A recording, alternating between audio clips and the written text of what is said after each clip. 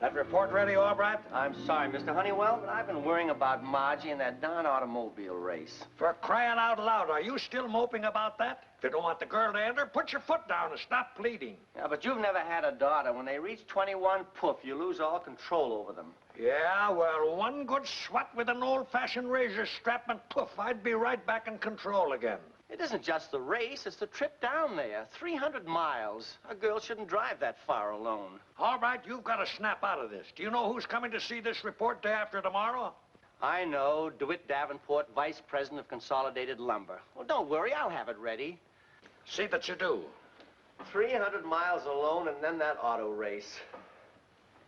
All right, until you get this weekend race off of your mind, you won't be worth a nickel. Get up. Now I'll show you how a brain works. I never had a daughter, but I do know feminine psychology. Do you really have a plan? As I said, I'll show you how a brain works. What's the problem? How to keep a young girl in town. What's the most appealing thing in a young girl's life? Romance. What's even more appealing? A mysterious lover. Mysterious lover? I've always said that Freddie Wilson was weird, but certainly not mysterious. Not Freddie Wilson. A piece of stationery, an envelope, and you'll furnish the necessary money for the other items. But I don't understand. Tomorrow morning, your little Margie will receive a romantic gift or two, and then a note. This note. My dear Margie, of course, you will remember our meeting, so I won't sign my real name. Now, where could they have logically met? Of course. Remember our meeting, the Honeywell and Todd annual clients party. I get it. I get it. Well, la-di-da for you. What a wonderful idea. The mysterious young man arrives over the weekend, and Margie's curiosity won't let her leave town. Am I a genius, or am I a genius? You're a genius. But how are you going to sign it? Well, I'll sign it with the name the girls used to call me. What's that? Bright Eyes. Bright Eyes? That's a pip.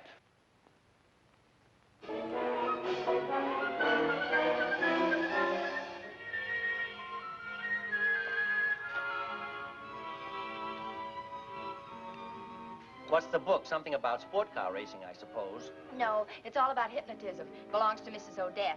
Oh, no, Margie. You've gone in for about every wild thing that was ever invented, but please, not hypnotism. Concentrate on the little shining object. Oh, now cut that out. Mrs. Odetts has so many unusual and interesting books. Do you know how they shrink heads? Shrink heads? Oh, Margie, you were supposed to take care of Mrs. Odetts' apartment while she was away, not browse through her belongings. I'll get the book back in plenty of time. I don't imagine anything could change your mind about entering that race. Oh, please, Dad. I thought we settled that. Well, someone at the door. Oh, I'll get it.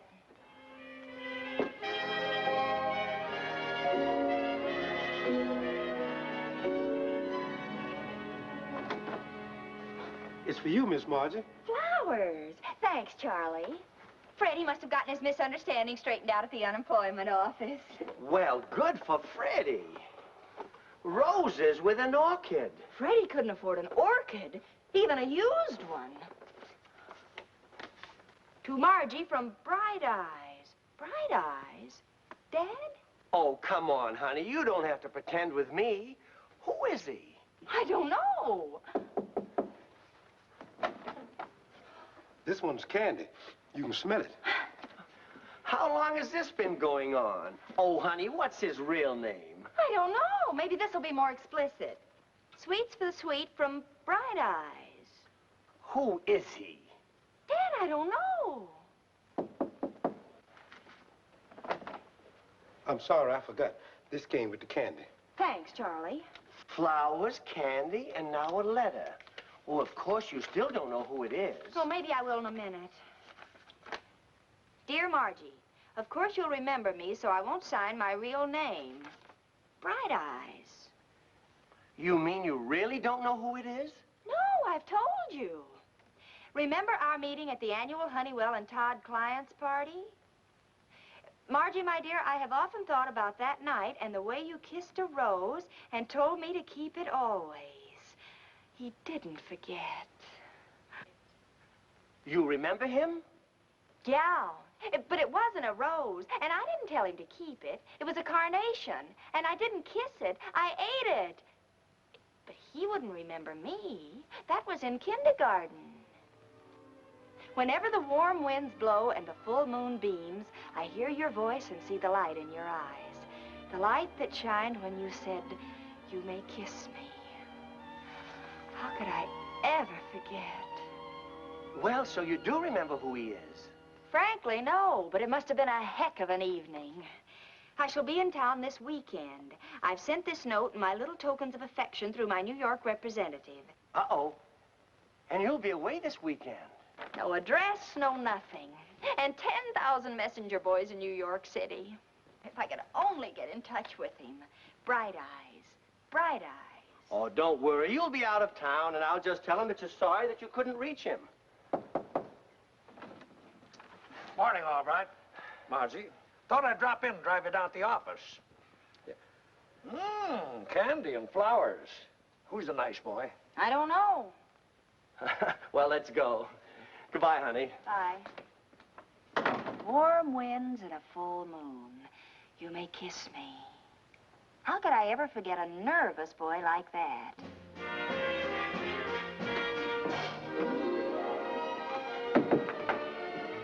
You're a little late. Your father and Mr. Honeywell have gone, and I'm just leaving. Well, I don't want my dad, Betty. I just want a little favor. Do you have a list of clients who've been invited to the annual Honeywell and Todd parties for the past few years? The annual parties? It's a letter I got. I've been racking my brain all day. Who's Bright Eyes? Who's Bright Eyes? And now I'm going to find out. You are? Yes. When I get Bright Eyes on the phone, you'll know what it's all about. Where's the list? Well, I don't know about the parties, but if they've ever had anything to do with Honeywell and Todd, they're in here. Thanks, Betty. Good night, Miss Albright. Good night. Don't forget to lock the door. I won't.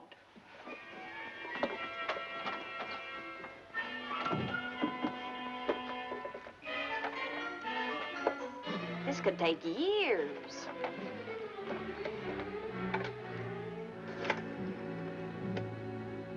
Operator, would you please get me Mr. William Apperson in Cape Town, South Africa?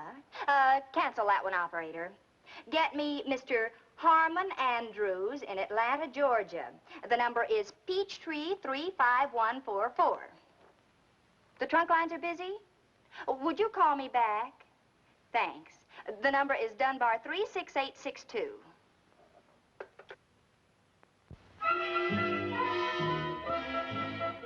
William Davenport, Jr., sometimes you make me so angry, I forget myself. Simmer down, Uncle DeWitt. Why should I worry about business? You're doing a wonderful job. Yes, but you're the president. Your father wanted you to carry on when he left off. Now, why won't you come with me to New York tonight? If we're going to let Honeywell and Todd handle our account, the president should meet these gentlemen. Sorry, Unc, can't. Big problem tonight. Gotta get a date. Oh, I give up.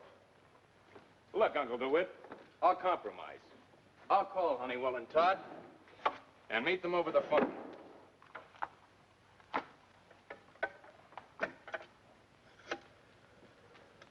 Operator, get me Dunbar 36862. This is Fleetwood 45713. Yes, operator? Your father would turn over in his grave if he... Operator? Oh, I was expecting a call. Just a second, please. See you tomorrow, Uncle DeWitt. I think I just got heaven by mistake. Oh, what's the use? What's the use? Now then, you were saying? Who is this? I was expecting a call. Did you call me or did I call you? I've been wanting to talk to you for a long time. Are you Bright Eyes? Brightest eyes you ever saw. Oh, then you are Bright Eyes. You, and only you, may call me Bright Eyes. I'll bet you thought I'd forgotten about giving you the rose, but I hadn't. And I'm glad you didn't forget about the moon and the warm breeze. I'll always remember it. I always knew you were the kind of a girl that wouldn't forget. You seem to remember a lot of things. Tell me, do you remember the ride on the roller coaster? Do I? It was wonderful. Roller coaster. I was surprised you'd even remember my name. Forget your name? Never. It's always on the tip of my tongue. Same with me. I'll never forget your name as long as I live. I'll never forget it, but what is it?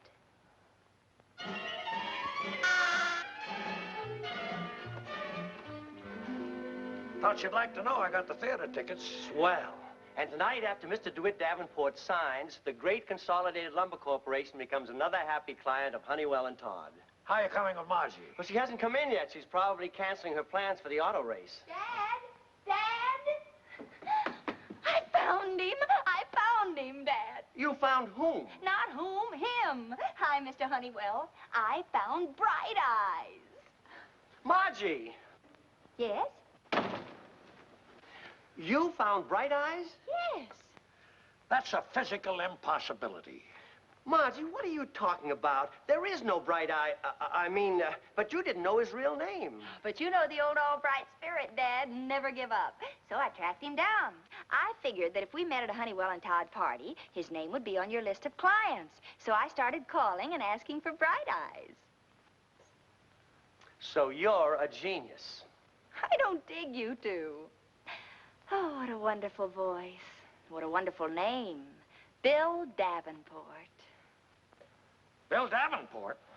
Did I say something wrong? No, honey, but you couldn't possibly have met Bill Davenport. He's a new potential client. He's never even been invited to any of our parties. But he was there. He knew all about the letter, said how nicely I danced. Albright, this is unconstitutional. Uh-oh, when you two are at each other's throats, little Margie retreats. I've got to change anyway. Well, why? Where are you going? Oh, Bill's driving over from Newark. He'll be here at 8:30. Tonight? Is anything wrong with that? No. I'd be glad to meet him. Go ahead and change your clothes, baby. What else is new, Bright Eyes? Boy, we've got to work fast. We're in a real jam.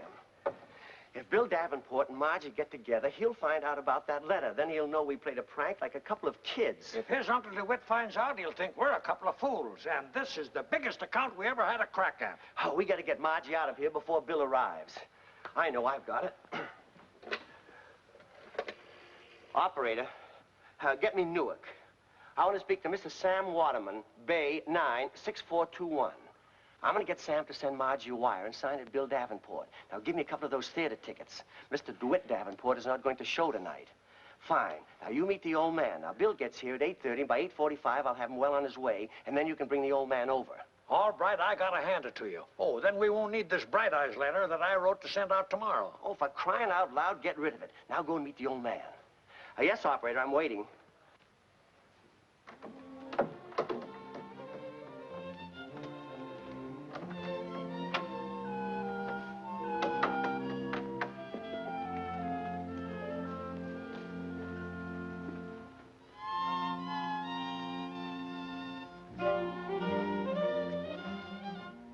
Margie Albright. Satis Flower Shop. Please send 2 dozen roses to Miss Margie Albright, same address as yesterday, and attach this envelope. Charge to account of Mr. Vern Albright. As before, this is a strictly confidential matter.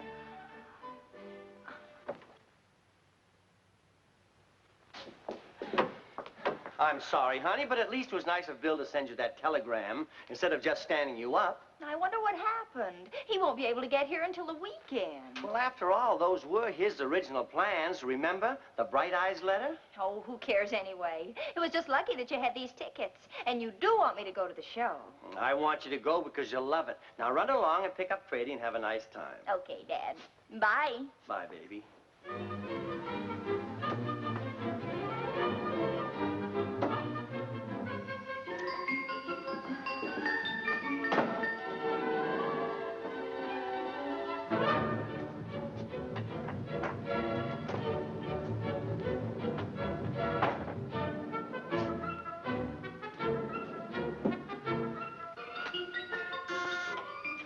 Don't disappoint me. Please be beautiful.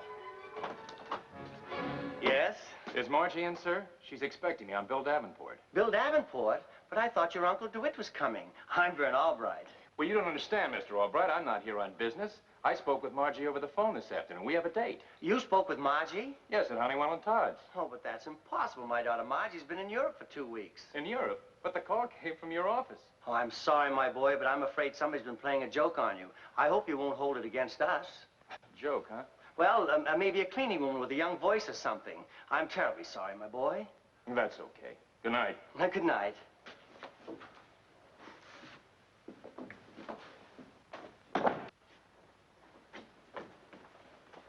Bright eyes? Bright eyes. Margie?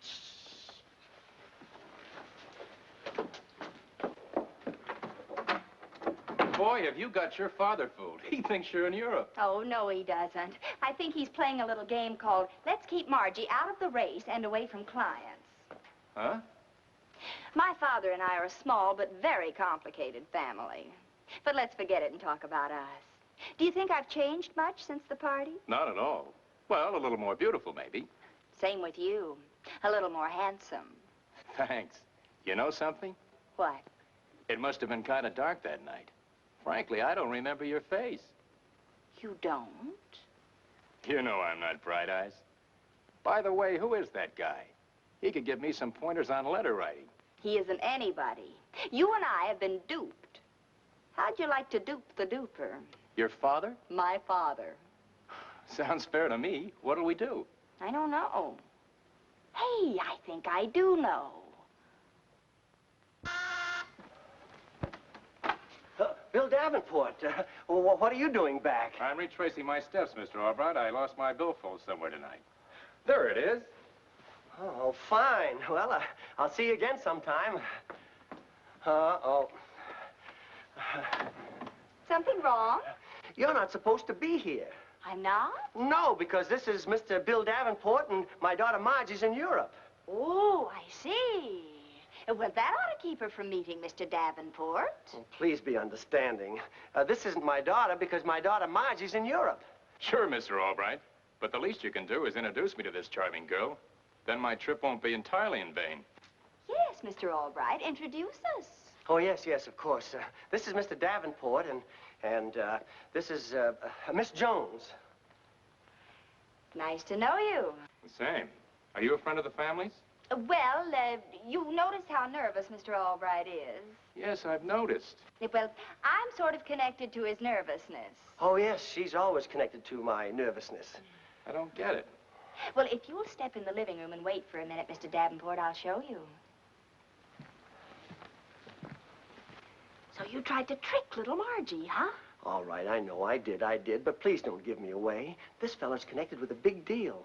Now, how are you going to cover up for all this talk about nervousness? Who are you supposed to be, anyway? Well, I shouldn't help you, but I'm going to. Oh, thanks, Margie, thanks. But you'll have to go along to make it look good. Anything. Well, what's the plan? You remember that hypnotism book? Yes, what about it? Well, it's lucky I had it on my mind. Just go along.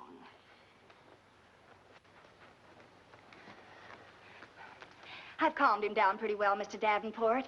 Now, if you'd like to watch, I'll get on with this therapy. Therapy? Yes. Sit down. You see, I'm a practicing psychologist. I'm helping Mr. Albright overcome his business worries through hypnotism. Oh, I see. Now, watch the shiny object. You are getting tired. Very tired. Close your eyes. Close your eyes. There. You see? He's asleep already. Amazing. Say, tell me, is it true that you can make somebody do something completely foreign against their nature? Oh, definitely. Now, take Mr. Albright. Very dignified investment counselor. I'll demonstrate. Doesn't really matter because he won't remember when he wakes up. Mr. Albright? Mr. Albright, you are a loaf of bread. You are a loaf of bread. What kind of bread? Pumpernickel bread. Repeat that, please. I am a loaf of pumpernickel bread. Amazing. What about something else? Oh, anything at all. Mr. Albright, you are a horse. You are a horse. I am a loaf of pumpernickel bread. Don't fight me, Mr. Albright. Get up. You are a horse. I am a horse. Open your eyes, horsey. I am a horse. Now, walk around and make a noise like a horse. Giddy up, horsey. Giddy up.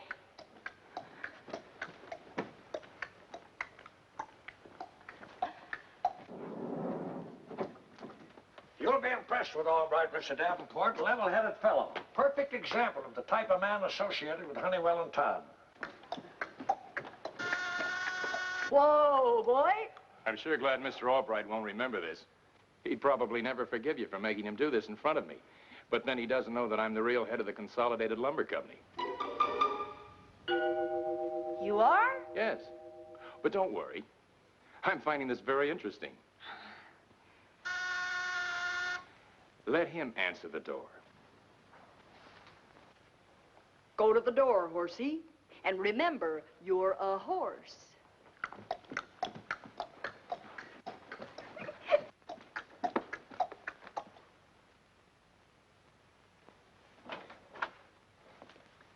All right. This is Mr. DeWitt Davenport. I am a horse. Yeah. What did he say? I am a horse. This is the type man connected with Honeywell and Todd? Albright, what's the matter with you? I am a horse. Hi, Uncle DeWitt. William! Margie? Margie? Miss Jones hypnotized Mr. Honeywell some time ago, and she told him that every time they met, he'd call her Margie. I am a horse. What are you doing here? No interest in business. Let's all go in the living room. The heck with the old one. The young one's the big wheel. Now, just go along with everything. What? No time for questions. Just go along. It's the latest thing for jangle nerves. Hypnotism's really amazing. I think I'll give Mr. Honeywell a little treatment, too. Sit down, Mr. Honeywell. I am a horse. Sit down, sit down. Now, watch the shiny object. You are getting sleepy. Very sleepy. You are asleep. Now, watch this, Uncle DeWitt. How about a couple of statues? Very simple. Mr. Honeywell, get up. Any special kind of statue? Well, we already have the horse. How about him being an Indian? Indian? You know, the famous old bookend statue called The End of the Trail. The old tired brave riding the half-dead horse. That one. Mr. Albright, get down on all fours. Mr. Honeywell, get on his back. Let your heads droop. You are tired. They expect to handle Consolidated Lumber? Oh, I don't know, Uncle DeWitt. They seem like pretty nice fellas. Yes, but I wonder if they'll ever learn not to try and trick Margie. I don't know, Miss Jones. What do you think, Margie? Don't ask me. I'm in Europe. We've been took.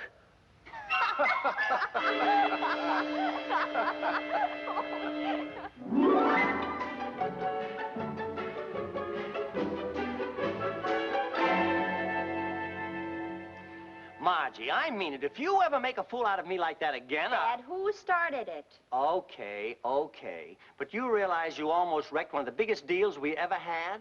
Of all the idiotic... Now, cut that out. Okay. Seabiscuit. Well, that's my little Margie.